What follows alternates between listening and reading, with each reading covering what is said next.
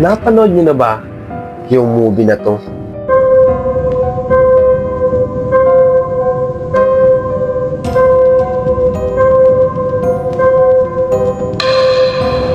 Itong movie na nga na ito ay talaga naman nagte-trending na sa Facebook. Bakit? Kasi nga, sobrang ganda ng movie na to. So, ang pamangat nga ng movie na to ay Bring Her Back. So, ano nga ba review ng movie na to? Merong dalawang magkapatid na sila na nga lang yung dalawa sa pamilya nila dahil nga yung mga magulang nila ay wala na. So, yung lalaki at yung babae. So, yung lalaki, yung kapatid nga niya na babae ay may kapansanan. I don't like using it.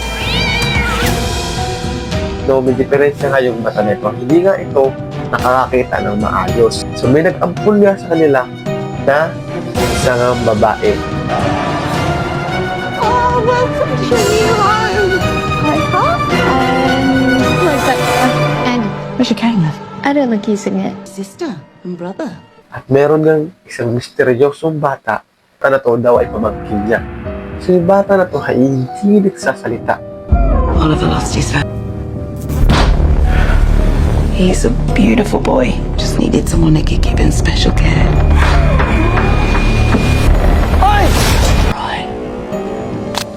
So, yung babae nga, inampun nga yung dalawang kapatid at inalagaan, pero meron pala itong pakay doon sa babae. Who is this? My daughter. She was blind, just like you. But she drowned.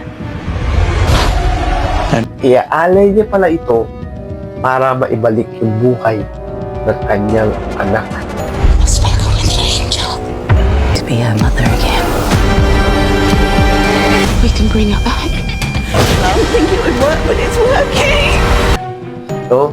Dahil nga sa isa ng movie na to, makikita nyo na parang merong parang kulto.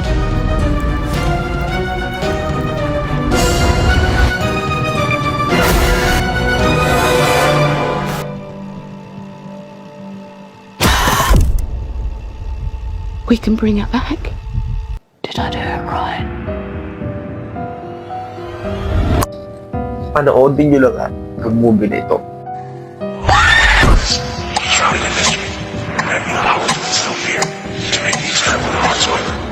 Guide my steps in the shadows, where fear resides, and the disposition of Elfswine.